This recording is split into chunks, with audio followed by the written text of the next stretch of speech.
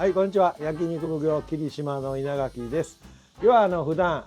肉の加工とかいう動画をしておりますが、今日はちょっといつもと違う、場所に来ております。ある人とお話をさせていただく動画になります。今日もよろしくお願いします。では自己紹介の方からよろしくお願いします。三重県の菰野町で和牛の肥育をさせてもらっている加藤と言います。ファーマーズウィッシュという会社名でやっています。よろしくお願いします。今回やらさせてもらったのはね、牛のことを僕飼っとる人の目線と肉屋さんの目線っていうのは僕ら全然違うので、ちょこちょここちらの、近所にありますファーマーズウィッシュさんにいろいろ牛のことを僕はいろんな話を今聞かさせてもらってるんですよ。で肉屋さん目線と農家さん目線っていうのがやっぱり違うので、お話をしたいなと思ってます。よろしくお願いします。はい、よろしくお願いします。今後ね、僕はパーマーズウィッシュさんの牛を、近所っていうのもあって菰野町の牛を使っていきたいなっていうのはだいぶと実現してきたので、今年からやっていこうかなと思うんです。ただその中で、会いたいというかね、加藤さんとのお話でその牛の値段をつけたりして買っていく予定ではいるんですけれども、不安な点も僕らもあるんですよ、いっぱいね。やっぱりその牛を割ってしまった時に自分の思っとる牛以上の牛やったら最高やし、逆にちょっと残念やなっていう時もあるからね、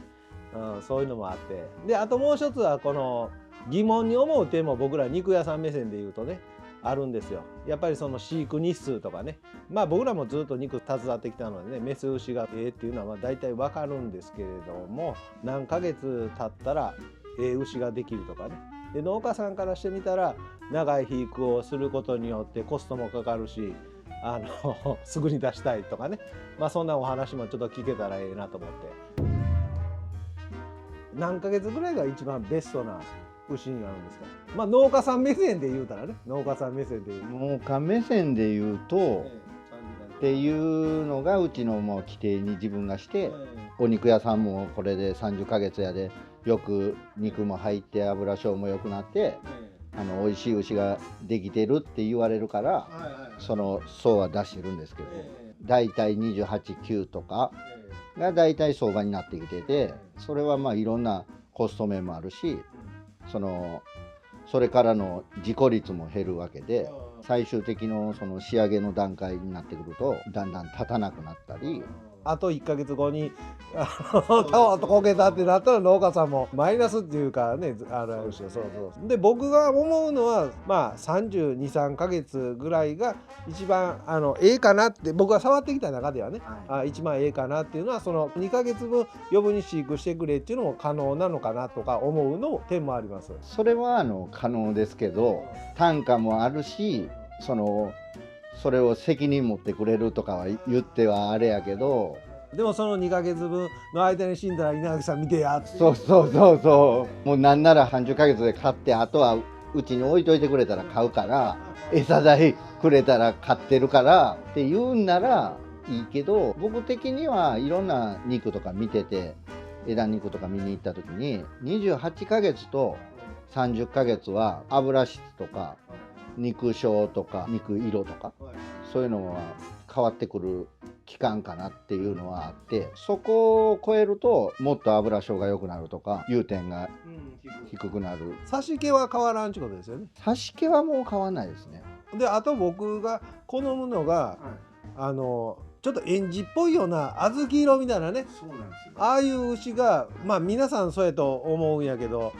使い勝手がいいんですよ。それは美味しいです。であともう一つは融点が低すぎるやつっていうのが夏場は大変なんですよ。僕らはね、冬場は寒いからその切っとっても別にそんなにお肉はタラタラにならないので、であともう一つは融点が低い牛ほど真空パックできないんですよ。真空パックしてもガスが出てくるのかしらんけど、だんだんこう膨らんでくるって真空パックにならないんですよ。硬いもんを真空パックにするやつはギュッとなるけど、こんにゃくやったり水やったりああいうやつは真空パックに余計にならないんですよ、ギュッとね。それけど食べて美味しいのはまあ30ヶ月ぐらいかなって。その28ヶ月やったらメスやっても別にそんなに使い勝手はいいけどね、食べるのを重視していくとまあ30ヶ月以上なんかなって、うちもやでその食べてもらう人に美味しい肉とか提供できるかなっていうのがその30ヶ月って思ってるもんで、そこまでは買えるような餌の設計でその30ヶ月持つように。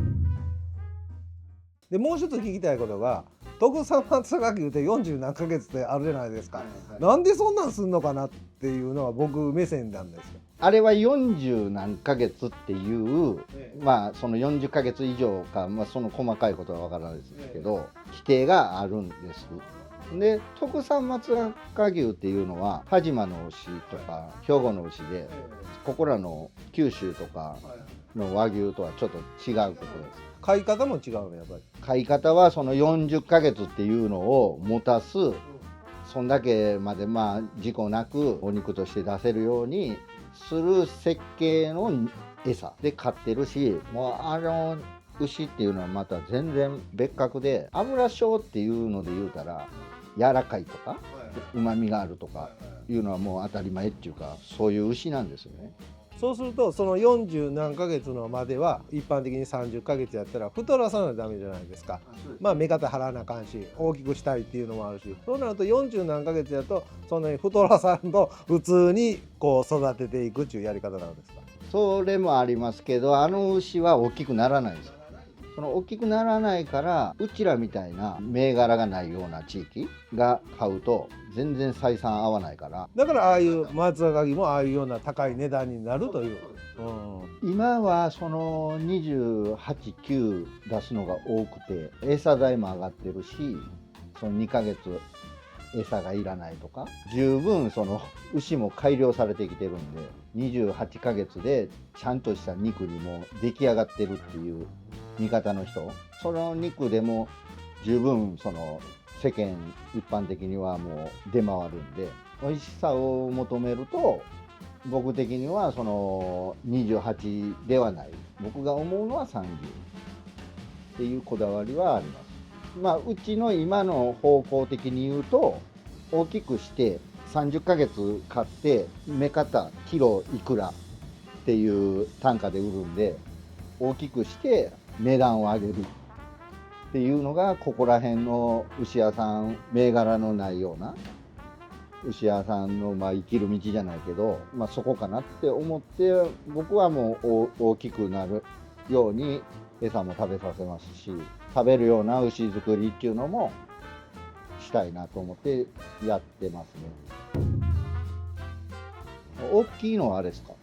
困りますか。あんまりでかいのはね、せやけど、オスのでかいやつよりもメスのでかい方のが全然いいです。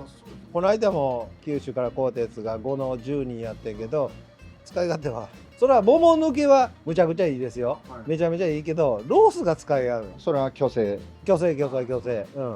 メスじゃなくてね、虚勢を買った。スーパーさんに置くんやとパッと見たくれ電気の光とかああいうのもあって美味しそうには見えるけど、食べたらうわくどいなってなるんやわね。もともとサシが入っとるとこはサシ入るじゃないですか、でもともとサシが少ないとこはその10人とか買うとそこまでサシが入っとるじゃないですか。そうすると多少値段が高くても上中並っていうこの種類があったとしたら、普段サシがないとこは並やったやつが中に行くし、中やったとこが上に行くから、採算上合ってくるって僕はやり方なんですよ。であとは要は皆さん焼肉屋さん使われるとこがランプ、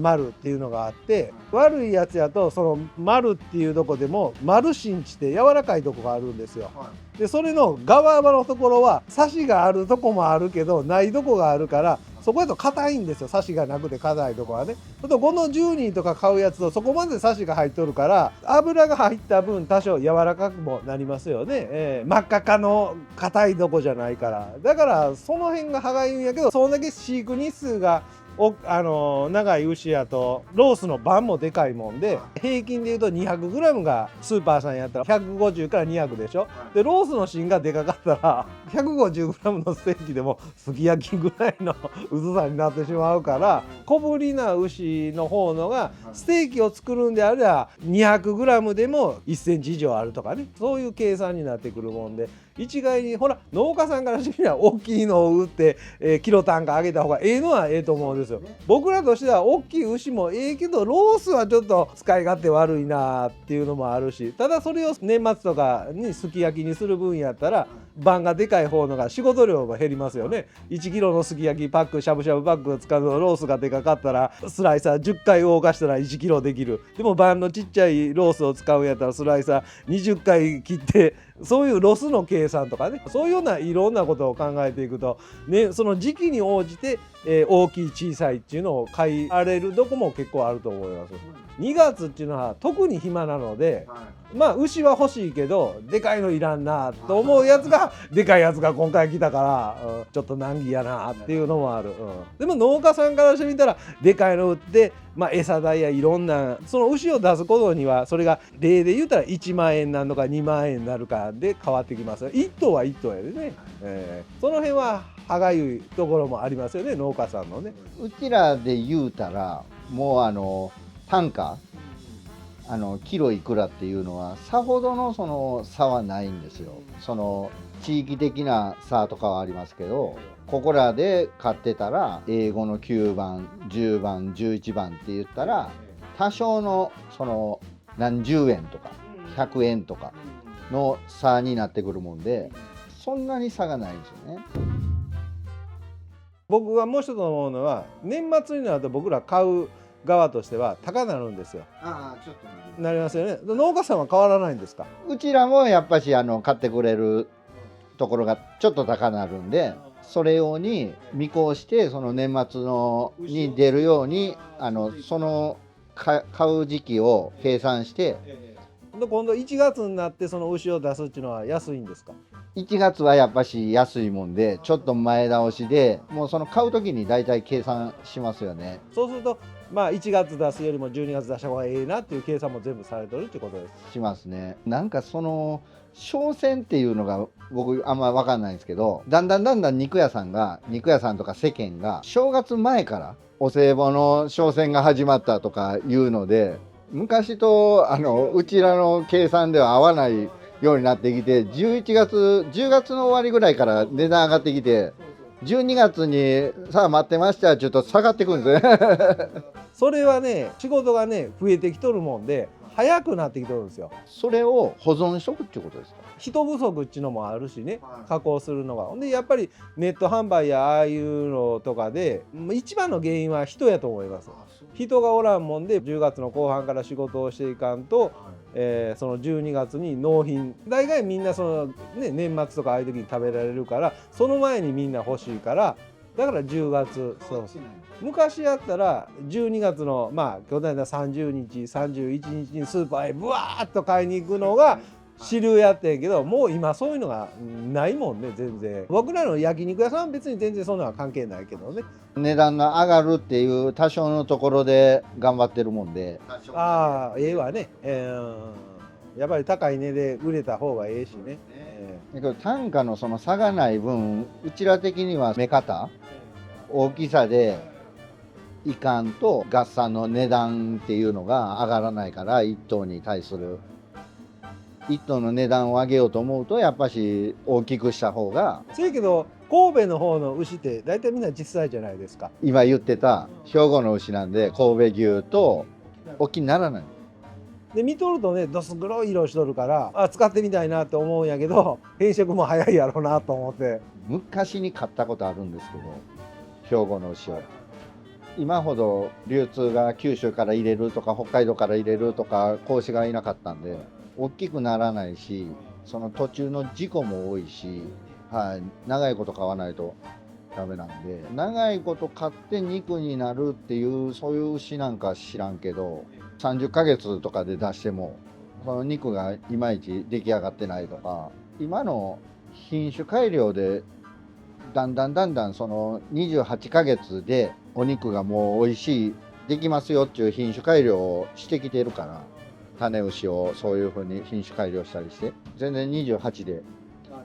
大丈夫なの。その中でも30ヶ月にこだわっとるんですよ僕としてはありがたいけど、買っていくっていうのであればね。小さくっていうのは難しいもんで、食べてるやつをわざわざ餌減らしてこう小さくってやると肉のこの出来上がりも悪いし、それこそ見た目の等級的にも悪くなるから。買うと牛とかでも九州でね、箸があったり要するんですよ。お肉に血がこう点々ってついてるから、ああいうのはなんでああなるんですか？あれはね、言われてるのが経過のビタミン不足とか、そういう立たないようになっていう牛とかはビタミン A が不足するとかで立たなくなったりするんですけど、最終的にそのビタミンが切れていくと30ヶ月29ヶ月とかになってくると枯れてくるってよく牛は言うんですけど、食いも落ちてくるし、油もだんだん食わないから落ちてってうまみが増してくる、油性も良くなってくる。そっからほんで枯れてくるっつって、枯れた牛はええって言うんですけど、それやると事故、そういう目が見えないとか起立困難になったり、それこそそのカシが出たりスポッと血が込んだりとかいうのも出てくるんですね。ほんでね、もう一つはハラミ入れてもらったやつがしこりがあったと、ハラミにで下がりとかでもたまにあるやつがあるんですよ。それもそういう原因なんです。当たりとかでしこりになるとかあるんですけど、はい、ハラミまでいくと中なんでそういう原因じゃないかなとは思いますけど。今日は第1弾、今回は、ファーマーズウィッシュさんといつもとは違う、動画になりました。今日はどうもありがとうございます。ありがとうございました。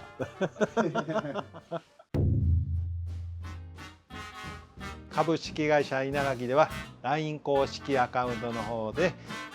お肉の卸販売を行っております。まずは、LINE のお友達追加の方よろしくお願いします。それにもう一つ思うのが、もう話し出したら終わらんな。牛屋さんと肉屋さんっていうのでな、牛屋さんはやっぱり肉屋さんにこういうのを買うてほしい、いやちょっと桃の毛はあるても、いやいやうちらもうちょっとねよけくれって、それはあると思うね、絶対にな。